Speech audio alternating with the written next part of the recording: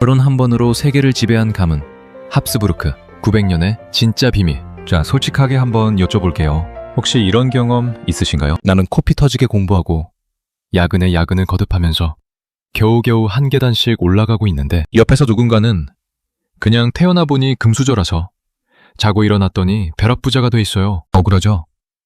세상이 불공평하다는 말이 절로 나오죠. 그런데 말이죠. 오늘 이야기를 듣고 나시면 그 억울함이 좀 가실 수도 있어요. 아니면 더 커질 수도 있고요. 자, 퀴즈 하나 드릴게요. 역사상 가장 넓은 땅을 지배한 가문이 어디냐고 물으면 대부분 이렇게 말하시죠. 몽골이요. 또는 영국이요. 근데요, 칼 한 번 제대로 안 들고 전쟁에서 특별히 잘 이긴 것도 아닌데 유럽 전체, 아메리카 대륙, 필리핀까지 지배한 가문이 있어요. 그 비결이 뭔지 아세요? 결혼이요. 그냥 결혼이에요. 진짜로요. 스위스 산골짜기에서 시작한 총구석 귀족 가문이 결혼만으로 900년 동안 유럽을 먹었어요. 근데 이 이야기의 끝이 더 충격적이에요. 그 결혼 전략이 너무 성공해서 나중엔 자기들끼리만 결혼하다가 왕이 턱뼈가 두개골에 붙지 않는 상태로 태어나고 머릿속에 물이 차는 병을 갖고 태어나는 지경이 돼요. 그리고 그 왕의 죽음 하나가 유럽 전체를 전쟁판으로 만들어버리죠. 이게 다 한 가문의 이야기예요. 썰록 채널에 오신 것을 환영합니다. 저는 도파민 생성자 도생 썰록입니다. 만약 여러분도 역사에서 성공한 가문들 다 칼발로 올라간 거 아닌가 하고 당연하게 생각하셨다가 알고 보니 결혼 한 방으로 세계를 지배한 집안이 있다는 게 궁금하셨다면 이 영상을 보시면서 도파민 수혜자 도수가 되시기를 바라봅니다. 자, 오늘은 진짜 말이 안 되는 이야기를 해드릴 거예요. 900년 동안 유럽을 지배한 합스부르크 가문의 이야기인데요. 이 가문 이름 처음 들어보시는 분도 계실 거예요. 근데 여러분이 아는 오스트리아, 스페인, 그리고 웬만한 유럽 역사에는 다 이 가문이 등장해요. 더 놀라운 건 이 가문 후손이 지금도 살아있고 유럽 의회에서 활동하기도 했다는 거예요. 자, 그럼 지금부터 이 말도 안 되는 900년의 이야기 시작할게요. 스위스 총구석에서 시작한 세계 정보, 가문의 탄생, 성 이름이 곧 가문 이름이 된 사연, 합스부르크, 합스버그. 자, 오늘 우리가 털어볼 가문은요, 이름이 좀 낯설 수 있어요. 합스부르크 하면 많은 분들이 오스트리아나 스페인을 떠올리시잖아요. 근데 이 가문의 시작은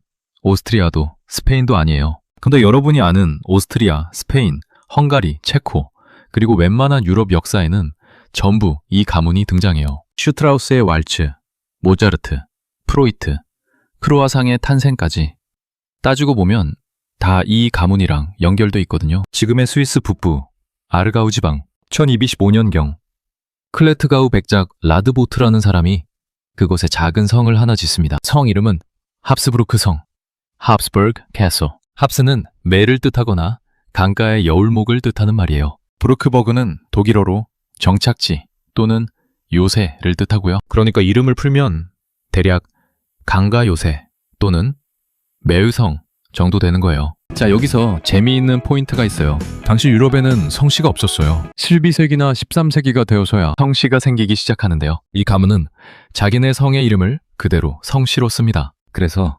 합스부르크 가문이 탄생해요. 이게 얼마나 평범한 시작이냐 하면요, 오늘날로 따지면 경기도 어느 시골에 작은 건물 하나 짓고 그 건물 이름을 성씨로 쓴 집안이 나중에 한반도를 통째로 지배하는 수준이에요. 근데 이 가문 진짜로 그렇게 됩니다. 어떻게 가능했을까요? 비결은 딱 하나예요. 결혼. 하지만 그 결혼 이야기를 하기 전에 먼저 이 가문이 어떻게 스위스 촌구석에서 오스트리아의 주인이 되는지부터 알아야 해요. 사실 말이죠, 당시 이들은 유럽 무대에서 이름도 못 내미는 하급 귀족이었습니다. 그런데 이 사람들의 주특기가 뭐였냐?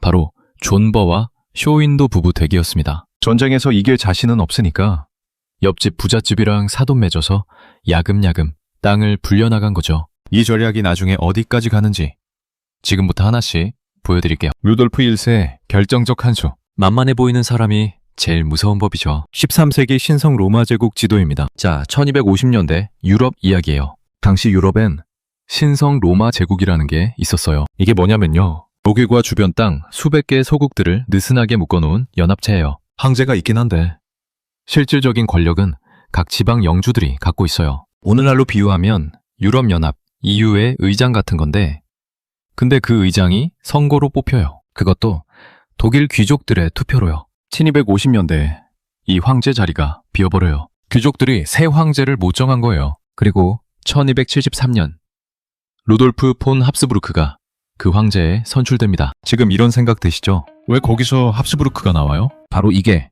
합스부르크의 전략이에요. 독일에 힘 좀 쓰는 제후들이 생각했어요. 너무 똑똑한 놈을 황제로 뽑으면 우리가 피곤하니까 적당히 만만한 놈을 앉히자. 그렇게 뽑힌 게 바로 루돌프 1세입니다. 제후들 입장에선 듣보잡이라 만만해 보였던 거죠. 말하자면 허수아비 황제로 쓰려고 뽑은 거예요. 하지만 이게 웬걸. 루돌프는 만만한 놈이 아니었습니다. 루돌프는 황제로서의 권한을 이용해서 오스트리아 땅을 자기 아들들한테 줘버려요. 1282년 두 아들을 오스트리아와 슈타이어마르크의 공작으로 임명합니다. 그리고 수도를 비엔나로 옮겨요. 당시 빈은 그냥 작은 마을이었어요. 근데 합스부르크가 주인이 된 뒤로 도시가 커지고 1365년엔 빈 대학교도 생겨요. 스위스 산골 출신 가문이 황제 자리 한번 잡아서 오스트리아의 주인이 된 거예요. 여러분, 여기서 첫 번째 역사의 아이러니가 나옵니다. 제후들이 자기들 권력 지키려고 바보를 뽑았는데 그 바보가 가문의 600년 독점 체제를 만들어버린 거죠. 여러분이라면 상황에서 어떤 기분이 들었을까요? 아, 내가 호랑이 새끼를 키웠구나 싶지 않았을까요? 놀랍지 않나요? 그런데 이게 진짜 시작도 아니에요. 진짜 폭발적인 성장은 딱 2번의 결혼에서 나와요. 결혼을 무기로 유럽 전체를 먹어치운 혼인 외교가 놀랍습니다. 부르고뉴와 스페인을 2번의 결혼으로 거의 유럽 대부분을 먹게 되죠. 15세기 유럽 지도입니다. 자, 여기서부터 진짜 본론이에요. 이 사람의 모토는 이거였습니다. Mille Grand Ali to Felix Austrien Nube. 다른 이들은 전쟁하게 두어라. 너 행복한 오스트리아여. 결혼하라. 이게 가훈이 된 데는 이유가 있어요. 15세기 말 막시밀리안 1세라는 인물이 등장합니다. 이 사람이 선택한 결혼 2번을 보면 진짜 입이 벌어져요. 자, 이제부터 합스부르크의 전매 특허가 나옵니다. 합스부르크가 오스트리아를 가진 건 좋아요. 근데 거기서 어떻게 스페인, 네덜란드, 이탈리아까지 가게 된 걸까요? 답은 단 2번의 결혼이에요. 첫 번째 결혼, 1777년. 당시 부르고뉴 공국이라는 곳이 있었어요. 지금의 벨기에, 네덜란드, 룩셈부르크, 프랑스 북동부까지 포함하는 엄청나게 부유한 지역이에요. 당시 유럽에서 이탈리아 르네상스에 맞먹는 부르고뉴 르네상스가 일어날 정도로 문화와 경제의 중심지였어요. 근데 이 부르고뉴의 마지막 공작, 융담공 찰스 더 볼드가 1477년 낭시 전투에서 전사해요. 아들도 없이요. 그러자 합스부르크의 막시밀리안이 샤를의 딸 마리드 부르고뉴와 결혼합니다. 이 결혼으로 부르고뉴를 상속받게 됩니다. 역대급 결혼으로 로또에 당첨된 거나 다름없었습니다. 당시 유럽에서 제일 부유했던 부르고뉴 공국의 외동딸 마리와 결혼. 요즘으로 치면 중소기업 사장 아들이 삼성전자 외동딸이랑 결혼한 격이죠. 이 결혼 한 번으로 지금의 벨기에, 네덜란드, 룩셈부르크 같은 황금알을 낳는 거위 같은 땅들이 합스부르크 손에 들어옵니다. 전쟁? 없었어요. 그냥 결혼. 2번째 결혼. 1496년 스페인까지 먹어버린 엇갈린 운명이 탄생합니다. 근데 이 결혼 전략이 정점을 찍는 순간이 있어요. 자, 보세요. 막시밀리안은 자기 아들 필리프를 스페인 공주 후아나와 결혼시킵니다. 사실 후아나는 왕위 계승 서열이 낮았어요. 그런데 말이죠.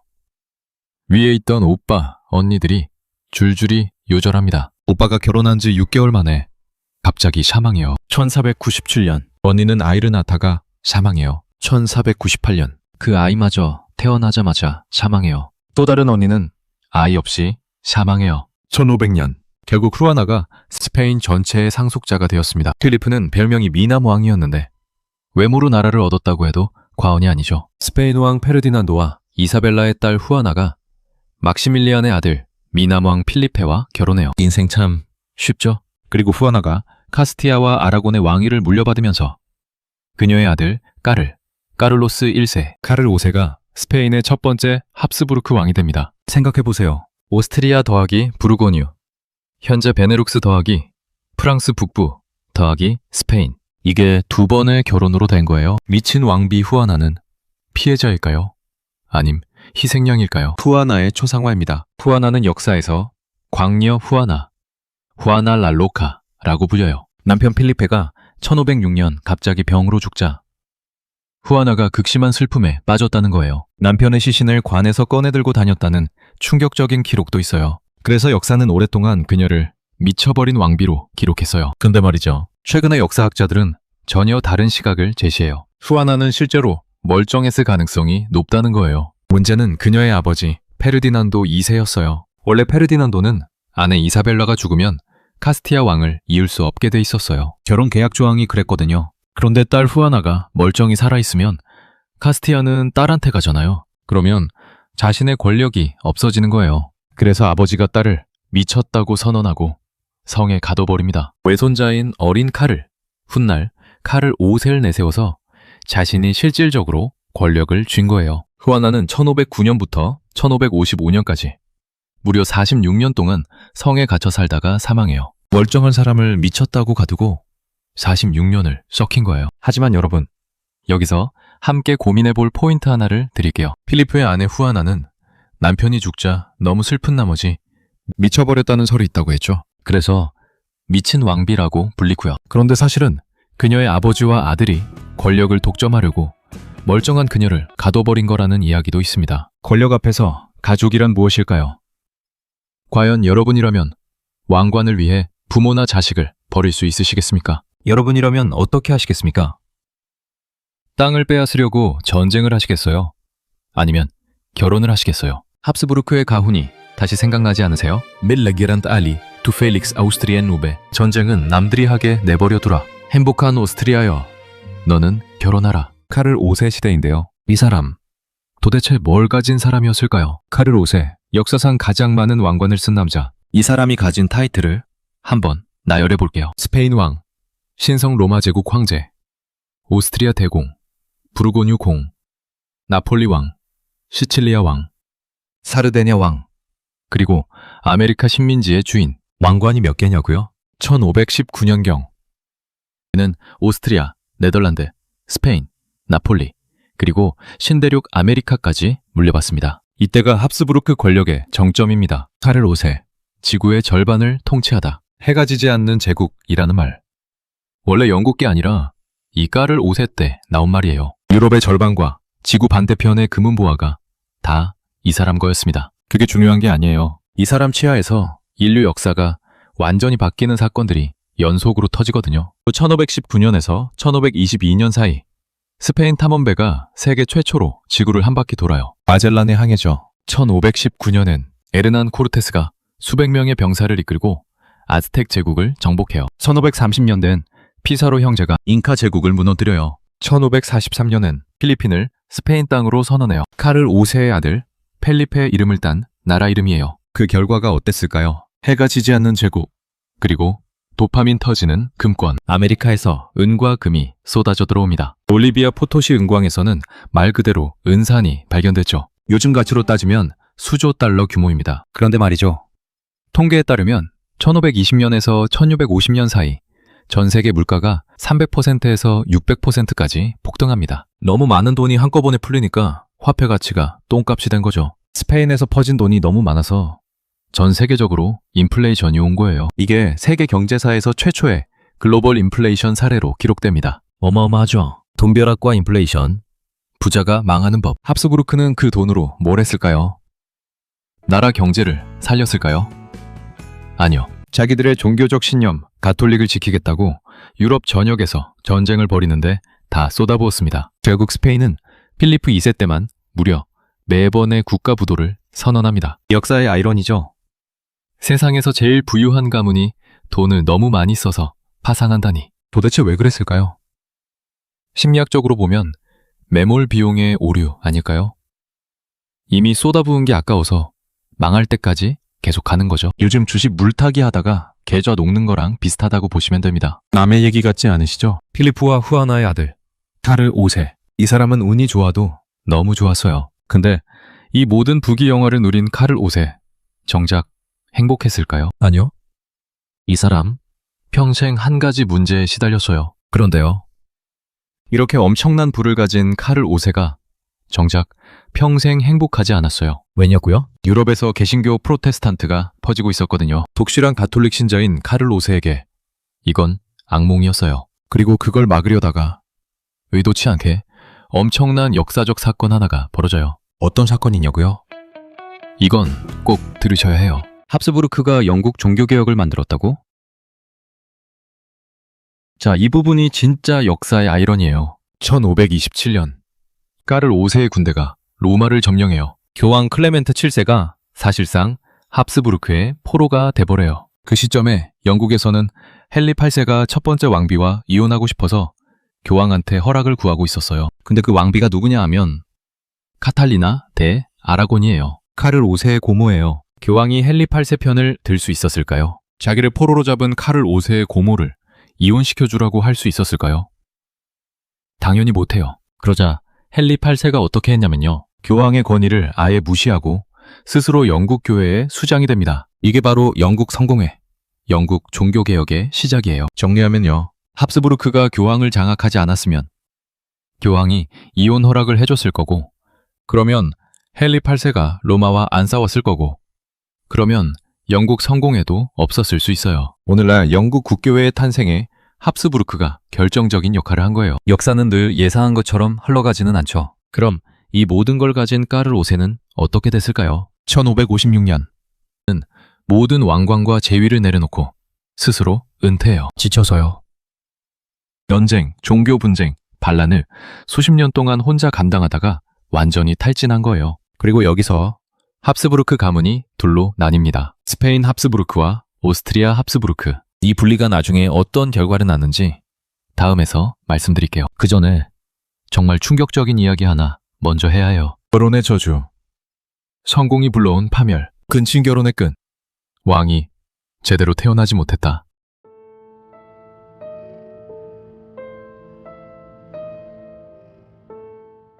자, 여기서부터 좀 충격적이지만 너무나 유명한 이야기예요. 합스부르크의 성공 비결이 결혼이었잖아요. 가문이 너무 커지고 너무 많은 것을 가지게 되니까 이런 생각을 하게 돼요. 다른 가문한테 이 모든 걸 나눠줄 순 없잖아. 그냥 우리끼리 결혼하자. 스페인 합스부르크와 오스트리아 합스부르크가 150년 이상 서로 결혼을 반복해요. 어느 정도냐면요. 필리페 3세는 자기 사촌과 결혼해요. 그 딸 마리아나는 자기 어머니의 조카, 그러니까 또 사촌과 결혼해요. 그 딸 마리아나는 자기 외삼촌 필리페 4세와 결혼해요. 잠깐요. 딸이 외삼촌이랑 결혼한 거예요. 이게 몇 세대 반복되면 어떻게 될까요? 결과가 나왔어요. 스페인의 마지막 합스부르크 왕 까를로스 2세. 이 사람은 1665년 3살에 왕이 됩니다. 태어날 때부터 너무 아팠거든요. 턱뼈가 두개골에 제대로 붙지 않았어요. 말하기도 씹기도 어려웠어요. 뇌수종, 즉 머릿속에 물이 차는 병도 있었을 것으로 추정돼요. 인지 발달도 심각하게 지연됐다고 전해져요. 결혼을 2번 했는데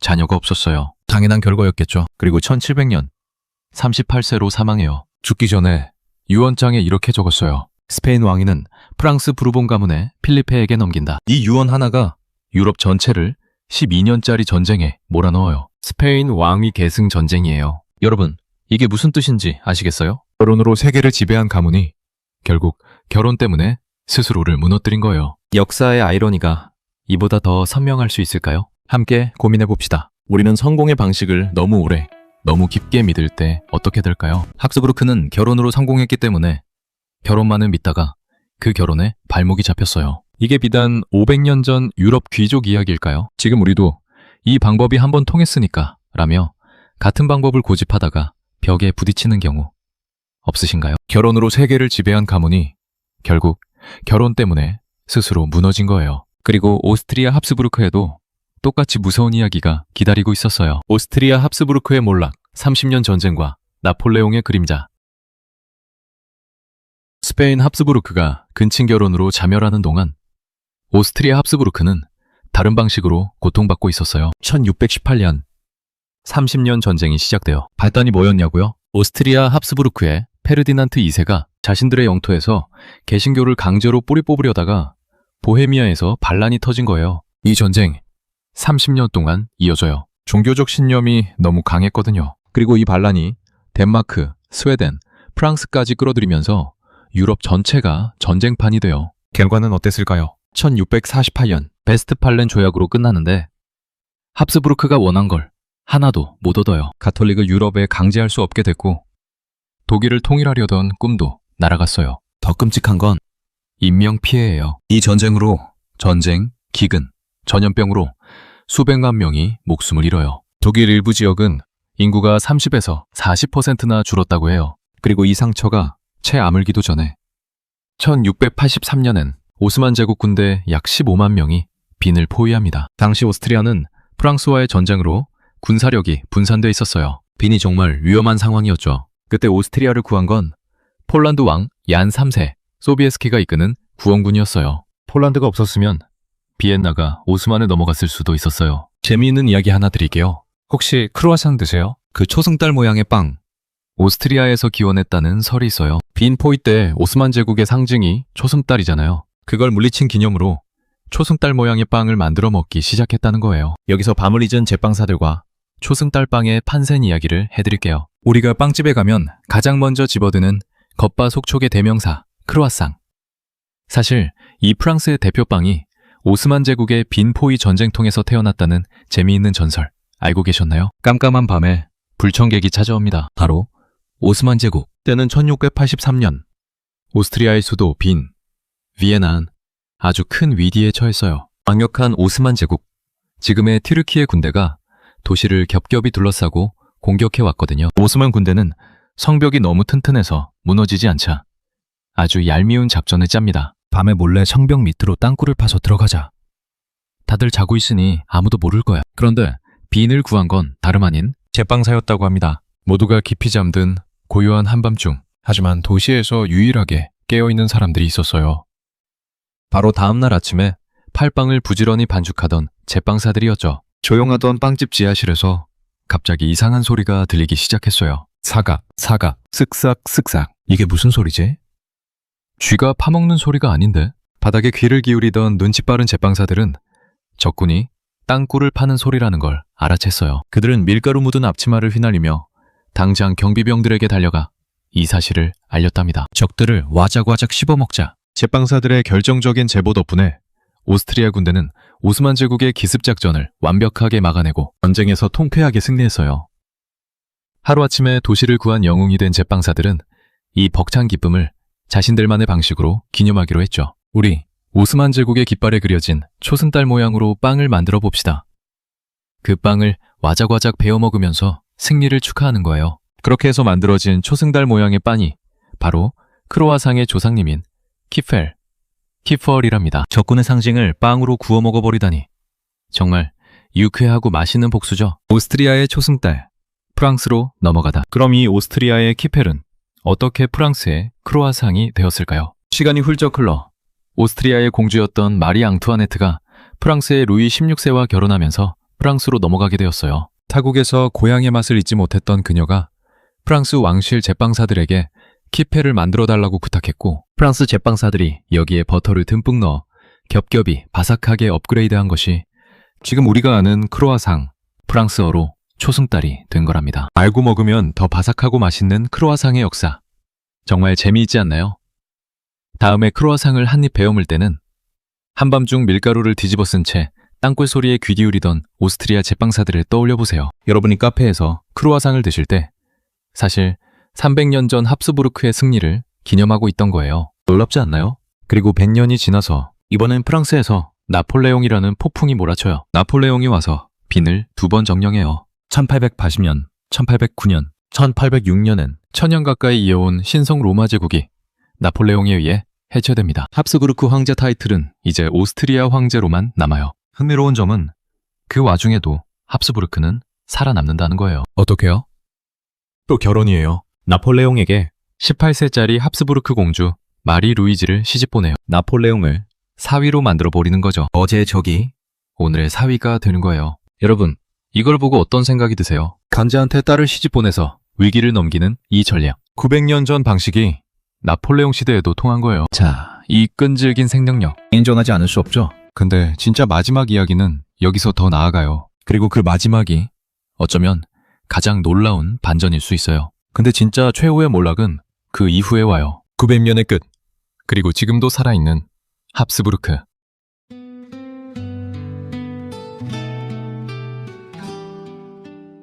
자, 마지막 이야기예요. 1848년 유럽 전역에서 혁명이 터져요. 인중의 봄이라고 불리는 사건이에요. 오스트리아 제국 안에서도 헝가리, 체코, 이탈리아 등 수많은 민족들이 독립하겠다 하고 들고 일어나요. 이때 새로운 황제가 등극해요. 프란츠 요제프 1세. 그는 무려 68년 동안 오스트리아를 통치해요. 합스부르크 역사상 최장수 통치자예요. 근데 이 사람의 개인사가 너무 비극적이에요. 아내 엘리자베트는 1898년 암살에 당해요. 아들이자 황태자였던 루돌프는 1889년 불명예스러운 죽음을 맞아요. 조카이자 새 황태자였던 프란츠 페르디난트는 1867년 오스트리아 제국이 오스트리아 헝가리 이중 제국이 됩니다. 왜냐고요?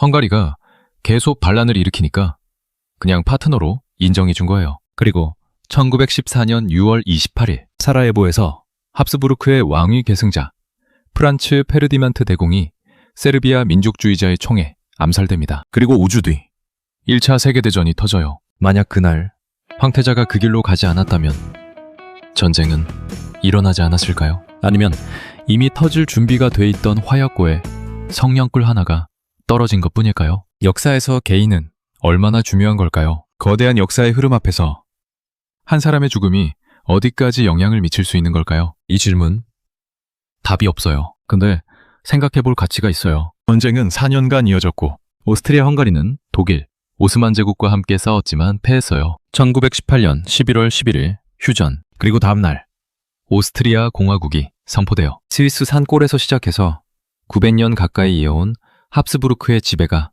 끝나는 순간이었어요. 마지막 황제 카를 1세는 망명 중 1922년 34세의 젊은 나이에 폐렴으로 사망해요. 1919년 오스트리아 공화국 정부는 법을 하나 제정해요. 합스부르크 가문은 오스트리아를 떠나야 한다. 왕위 계승권을 포기하지 않는 한 돌아올 수 없다. 900년을 지배한 가문이 하루아침에 추방된 거예요. 그런데요, 합스부르크는 여기서 사라지지 않아요. 카를 1세의 아들 오토 폰 합스부르크. 합스부르크는 나치의 오스트리아 합병에 끝까지 반대하다가 나치에게 사형 선고를 받아요. 망명지에서요. 전쟁이 끝난 뒤 그는 1961년 합스부르크 가문의 왕위 계승권을 공식 포기하고 오스트리아에 돌아와요. 추방된 지 48년 만이에요. 그리고 유럽 의회 의원이 됩니다. EU가 동유럽으로 확장될 때 오토 폰 합스부르크는 교확장을 지지하고 촉진하는 역할을 해요. 아이러니하지 않으신가요? 900년 전 합스부르크가 지배하던 땅들 오스트리아, 헝가리, 체코, 폴란드, 크로아티아가 이제는 유럽연합이라는 이름으로 다시 하나가 됐어요. 칼로 합쳤다가 무너진 제국이 이번엔 협력이라는 이름으로 다시 연결된 거예요. 그리고 오토의 아들 까를 폰 합스부르크, 그가 지금 합스부르크 가문의 현재 수장이에요. 오스트리아 유럽의회 의원을 지내기도 했고 각종 국제기구에서 활동하고 있어요. 900년 전 스위스 산골에서 시작한 가문의 후손이 지금 이 시대에도 살아있는 거예요.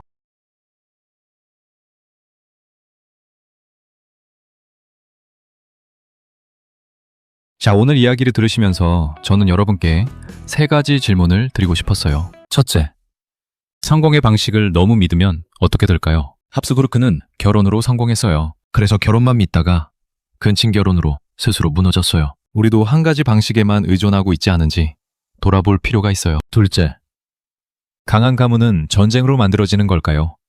외교로 만들어지는 걸까요? 합스부르크의 900년은 칼보다 계약서가 강했다는 걸 보여줬어요. 근데 그 계약서가 결국 한계에 부딪혔을 때 가문은 무너졌고요. 힘과 유연함, 어느 쪽이 더 중요할까요? 셋째, 제국은 사라졌는데 왜 가문은 살아남았을까요? 합스부르크 제국은 1918년에 끝났어요. 하지만 가문은 지금도 있어요. 어쩌면 가장 강한 건 땅이나 권력이 아니라 이름과 역사인지도 모르겠어요. 여러분, 오늘 합스부르크 900년의 이야기 어떠셨나요? 스위스 산골 총구석에서 시작해서 결혼 한 방으로 세계를 지배하고 그 결혼 전략이 스스로를 무너뜨리고 그럼에도 불구하고 지금도 살아있는 가문, 권력 앞에서 가족은 어디까지일까요? 후아나는 아버지에게 가둬지고 아들에게 외면당했어요. 오늘날에도 권력과 이해관계 앞에서 가족이 갈라지는 이야기는 뉴스에서 심심치 않게 보이죠. 과연 이건 500년 전 유럽만의 이야기일까요? 자, 도시 여러분, 오늘 합스부르크 900년의 대서사시 어떠셨나요? 영상 처음에 말씀드렸잖아요. 왜 나는 이렇게 열심히 사는데 인생이 안 풀릴까 하는 억울함. 합스부르크를 보면 운으로 얻은 것들이 참 많아 보이죠? 근데요, 그들의 끝이 어땠나요? 주걱턱으로 음식을 제대로 씹지도 못한 왕, 46년을 성에 갇힌 왕비, 가족끼리 서로 감시하고 가두고 결국 전쟁의 참화 속에서 제국이 사라졌어요. 결혼 옷도 당첨금 치고는 너무 가혹한 이자가 붙은 거 아닌가요? 저는 이렇게 생각해요. 운으로 얻은 것은 운으로 사라질 수 있어요. 하지만 오늘 여러분이 흘린 땀으로 이룬 것은 누구도 쉽게 빼앗아 갈 수 없어요. 지금 여러분이 걷고 있는 그 힘든 길이 당장은 합스부르크의 화려한 궁전처럼 보이지 않더라도 그게 여러분만의 단단한 기반을 만드는 과정이에요. 남과 비교하며 억울해하기보다는 오늘 하루를 여러분의 방식으로 멋지게 살아내셨으면 좋겠어요. 합스부르크의 초창기 기운처럼 우길승천하시되 그 마무리는 그들보다 훨씬 더 평온하고 위대하시게 진심으로 응원합니다. 오늘 이야기가 도파민 폭발하셨다면 구독과 좋아요, 알림 설정까지 부탁드립니다. 그리고 역사 이야기 좋아하는 분께 이 영상 하나만 공유해 주시면 그분도 오늘부터 도수가 되실 거예요. 댓글에 딱 한 줄만 남겨주세요. 결혼이 답이다 도 좋고 근친 결혼 교훈 새기자 도 좋고 합스부르크 진짜 대단하다 도 좋아요. 여러분의 댓글 하나가 썰록이 다음 영상을 만드는 힘이 됩니다. 저는 도생 썰록이었습니다. 다음 영상에서 또 만나요. 썰록의 핵심 포인트 1. 합스부르크는 전쟁이 아닌 결혼으로 900년 제국을 만들었다. 2. 성공의 전략이 과도해지면 그것이 곧 붕괴의 씨앗이 된다. 3. 제국은 사라졌지만 가문은 지금도 살아있다. 이름의 힘